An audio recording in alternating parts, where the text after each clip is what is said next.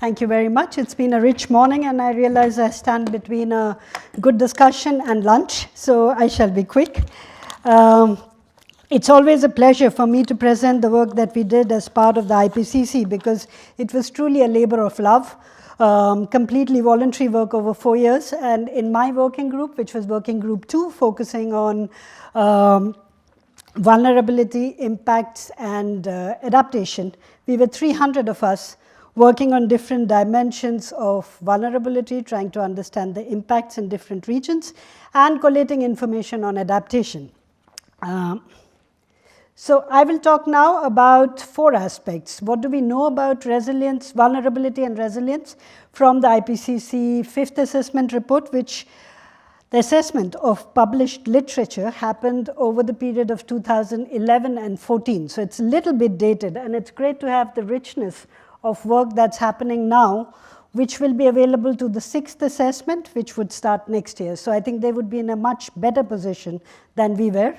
Then I talk a little bit about how we struggled with understanding intersectionality, looking at the available literature and the literature gaps, research gaps that exist, and why they matter, why we need to address them through our collective work and our publication.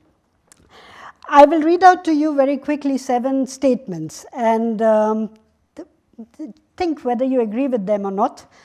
And I think in this setting, most of us will. So the first one, this is a conclusion from the chapter looking at climate resilient development pathways. It says, vulnerability to climate risks and other stresses, and we do recognize the other stresses are important, emerges from the intersection of different kinds of inequalities, uneven power structure, and is socially differentiated.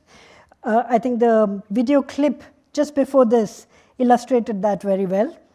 Addressing structural inequalities that create and sustain poverty and vulnerability is a crucial precondition to confronting climate change as well as for building resilience. Uneven social relations that disproportionately burden poor people can provoke maladaptation. So this is cutting of timber, making charcoal, settling in unsafe areas, etc. Climate change intersects with many causes and aspects of poverty to undermine well-being, agency, and a sense of belonging, the psychological factors that you talked about this morning, earlier today. Even modest changes in seasonality of rainfall, temperature, and wind patterns can push the transient poor and marginalized people into chronic poverty. And many examples of this we heard this morning. Complex interactions between weather events and climate, dynamic livelihoods, persistent gender inequality create an ever-shifting context of risk. I think most of us here would agree with this, but when we did the assessment, we found that there's limited evidence. There is not much that is published on this topic. And there is a very high degree of agreement in the sense that all the literature converged. There were not disagreements in the literature, but there wasn't a lot written about the intersectionality of vulnerability and different pathways that communities have for adaptation and building resilience.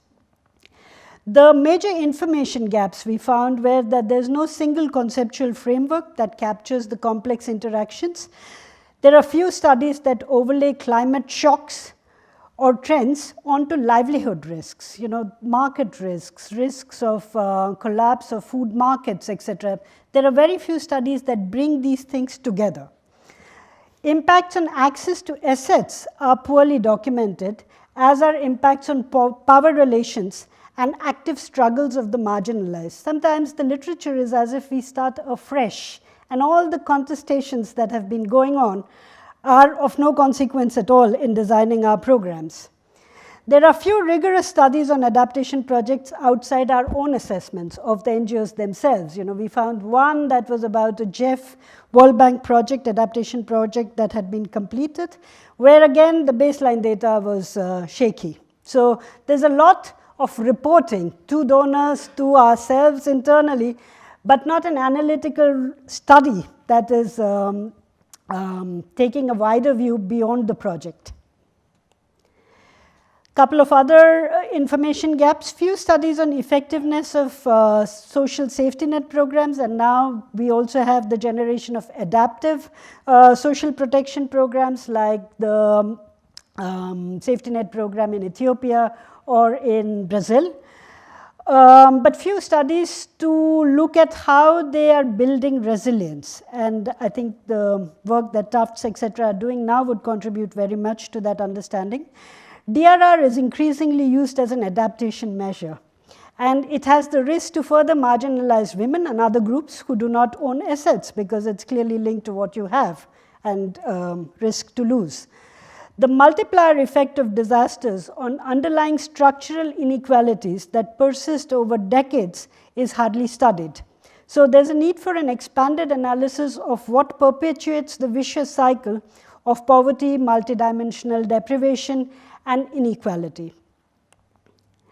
There were 4 studies that were capturing a lot of this spectrum of drivers of vulnerability, and my colleagues in the IPCC put them together as a graphic to make it easier to understand. And since it's an IPCC graphic, it's structured along X and Y axis. It could have been done much better, of course, but it's interesting to use this to illustrate. Now this works, yeah. Can I step down because this seems to be working? Yeah? Okay. So it's good to look at it together. So what this does is it shows you different kind of stressors, and this is time on the x-axis.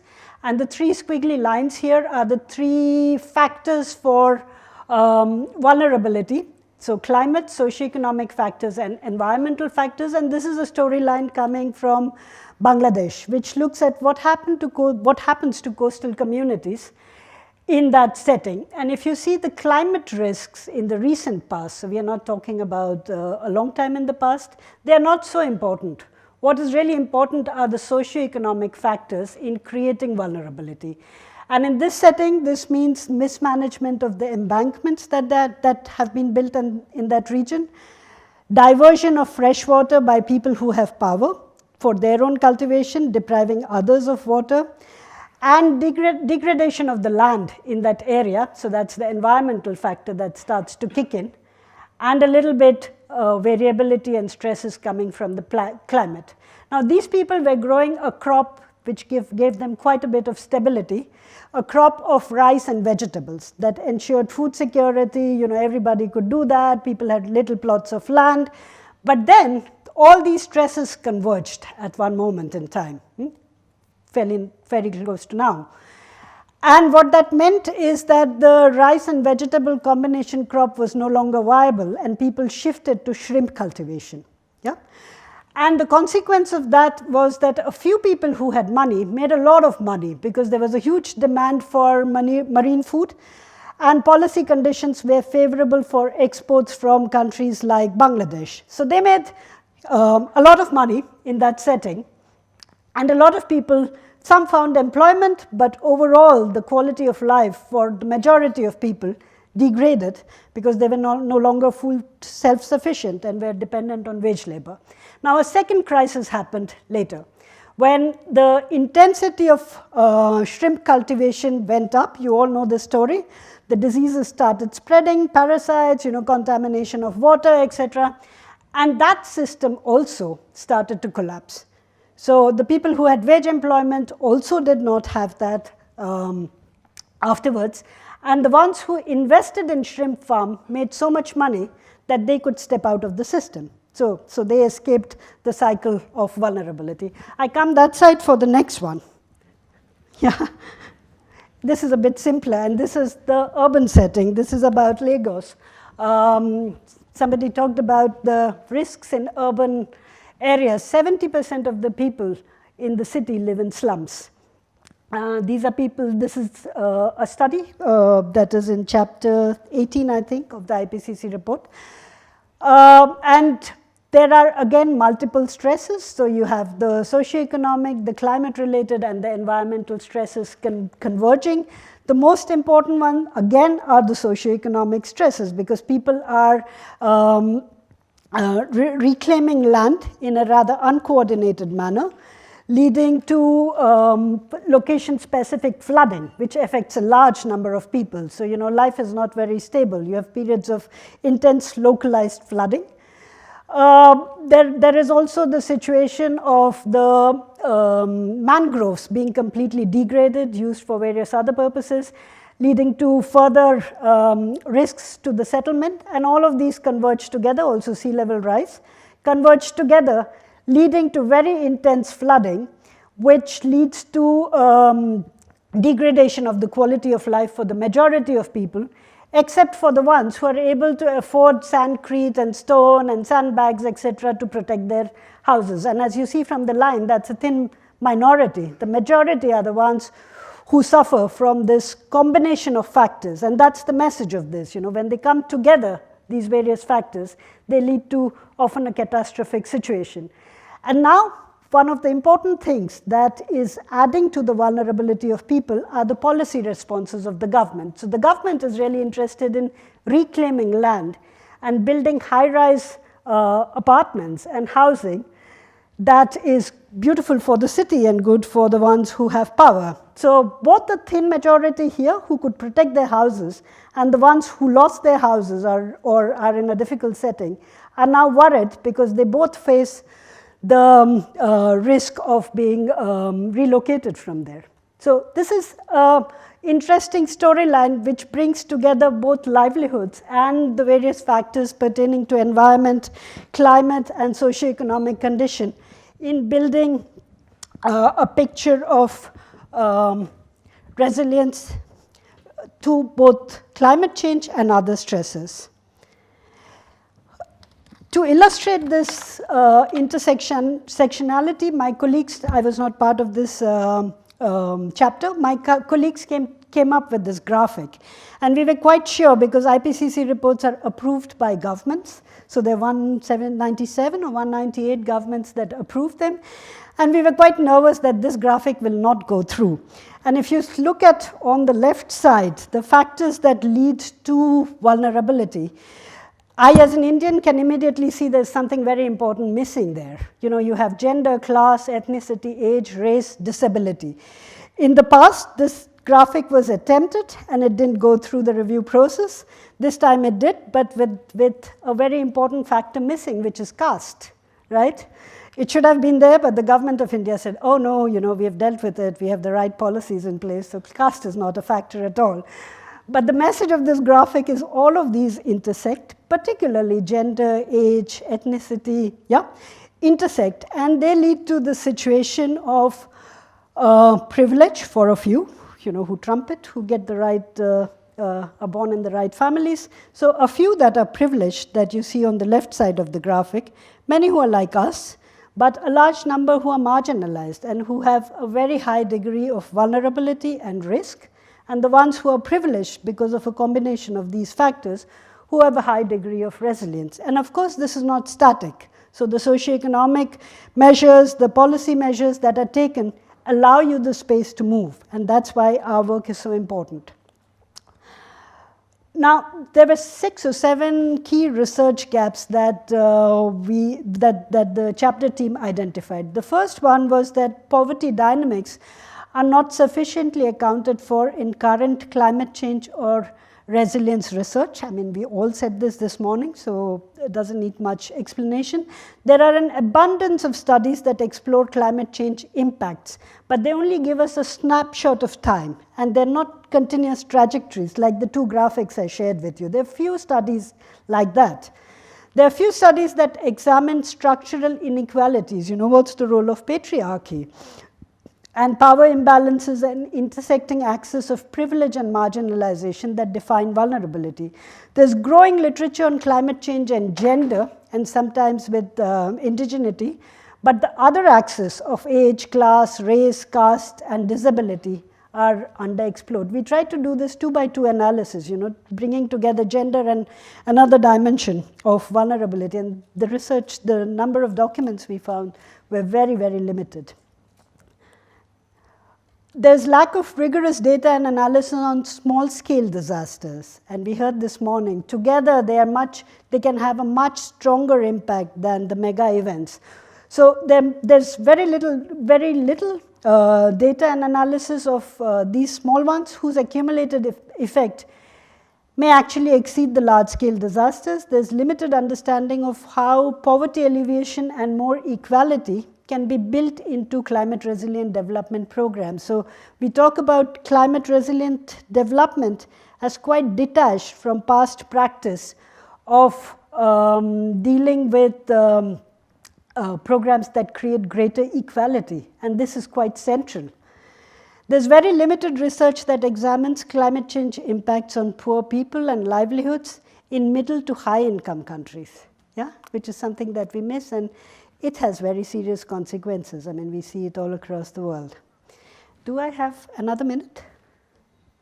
Yeah, go on. Okay. So finally, why does all of this matter? So once again, I should step down because I love this graphic. This is from my chapter. And what we tried to do is to say the IPCC reports are quite important for policy making. As you saw from the Paris Agreement, I mean, they do contribute. And what we tried to look for was the information basis on which these policy recommendations are made. And we looked at all the literature that exist on the topics of climate change, impact, adaptation, or costs.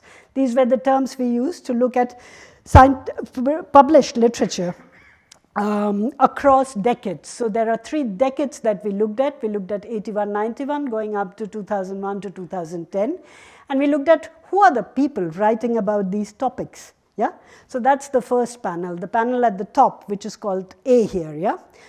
And it looks at what are the geographies from which the authors come who have been writing about these terms that are here across decades. And as you see, although the blue part, the blue one, the latest decade, is growing, it's really small for Africa, and it's quite small for Asia given its population, really small for South Africa. And there are lots of authors writing from Europe and North America, right? Our colleagues in the review said this is irrelevant. It doesn't matter where the authors come from. What matters is what they write about. So the next panel we did here was to look at, irrespective of where they come from, which is the region that they're writing about. And as you can see from the bar charts, the same kind of discrepancy persists, right? The third critique we got in the review was you have been very limited in your analysis because you looked at literature published in English, and there's a lot that is published in other languages. So we did that analysis too, and that's here in the table. So we looked at literature published in all the UN languages, English, Chinese, French, Russian, and Spanish. And we actually found there's very little that is published in the other languages on these topics. And there's actually quite a bit that is published in Chinese.